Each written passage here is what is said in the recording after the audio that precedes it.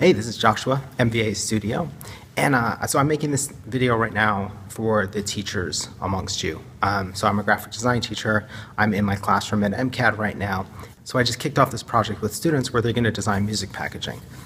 And the content that I gave them for this was basically obscure noise and experimental records.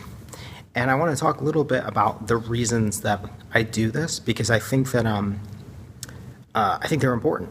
One of the things I do routinely if I want students just to jump into working without overthinking is I give them something to design around that's difficult to research. So a project I do in class very often is a flyer for an event called, what was it called? Meeting at Offsite, which was a free improvised music event in Japan in the early thousands.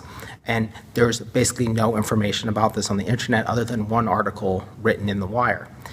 So what's great about it is that the students can read this, they can get a perspective on it, but they can't get lost in research. They can just jump right into interpreting and making. Tonight I have them starting a record design LP package, and so they have these records that are Merzbow records or John Weiss or Pain Jerk or whatever it is, or Mind Flare.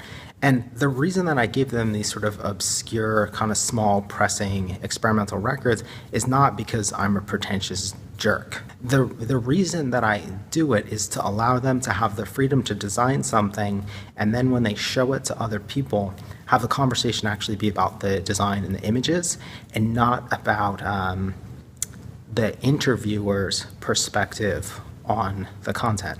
So what I mean to say is, if I give them virtually anything that anyone has heard of, the interviewer is going to have a bunch of associations with the genre, and they'll start having a bunch of opinions, and it makes it a lot more difficult for the student to share their perspective on the content and why they made their design decisions, because it's going to constantly be stacked up against what that interviewer thinks. And the bigger the artist, the worse it is, and the more recognizable they are for their vision. So just to give a really extreme example, if you were to have students redesign a Joy Division package, the response would almost certainly be negative from the people reviewing it, because they're going to be of the age range where the Joy Division package is going to be seminal, important, it's going to have some emotional qualities to it, and they're always going to be comparing it to what happened. And you'll hear this, like whenever students design like they redesign a brand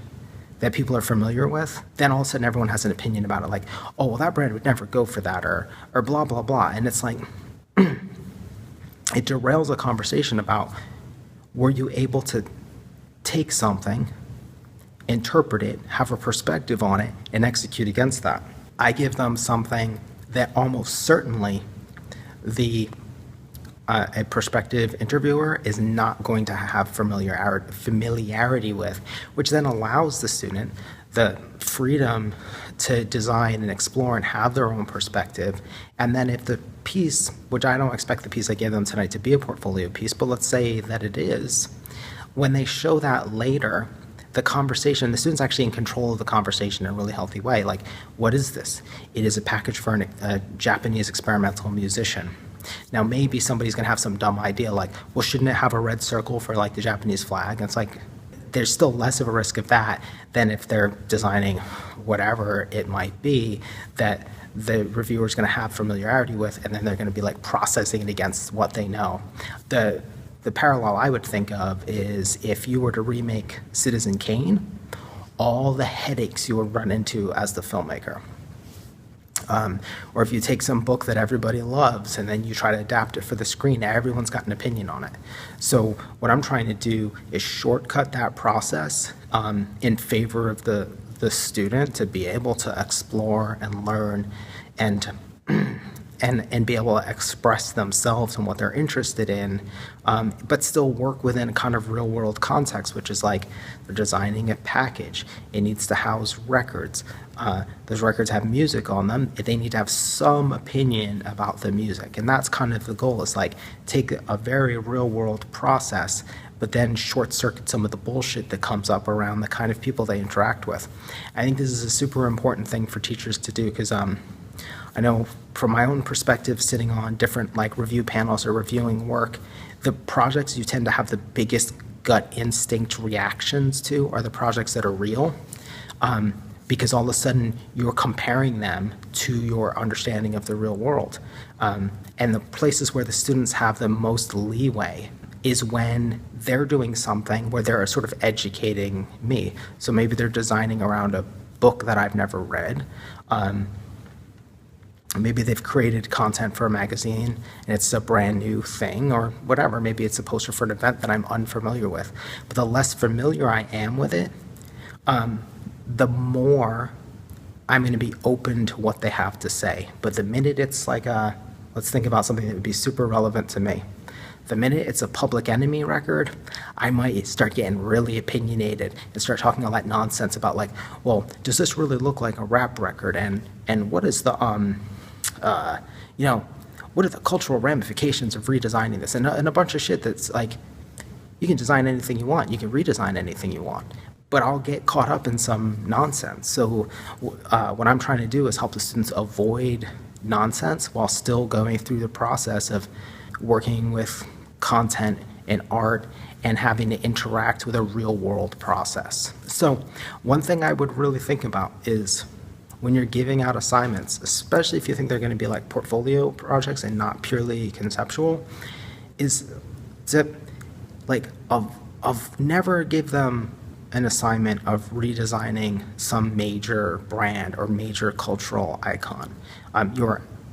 It might be a really great challenge, but I think you are asking for trouble with that student later when they have to go into a review and the person they're sitting across the table from is super opinionated about, I don't know, Paul Thomas Anderson movies or about Wes Anderson movies, whatever it might be.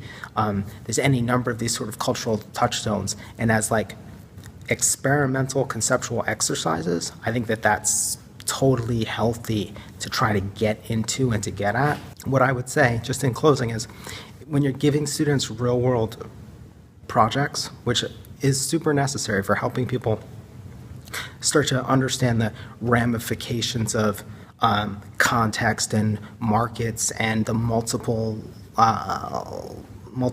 lives of a piece of graphic design, that you also try to remove it from some level of, I don't know, high emotional cultural context, so that the student can talk about the project and it gets to be about them, and it's not this thing of then getting berated by some professional about whether it's appropriate for the client or for the market or whatever. The less familiar the person you're interviewing is with the cultural context, the better chance the student has of making a case for their work and getting feedback that might make it stronger, rather than feedback that just says, well, this doesn't work for this client or whatever, blah, blah, blah. Thanks for watching. You can follow me at Twitter. I'm MVA Joshua. You can see pictures of stuff that comes out of my classes on Instagram. Again, MVA Joshua. Thanks a lot. Have a good night.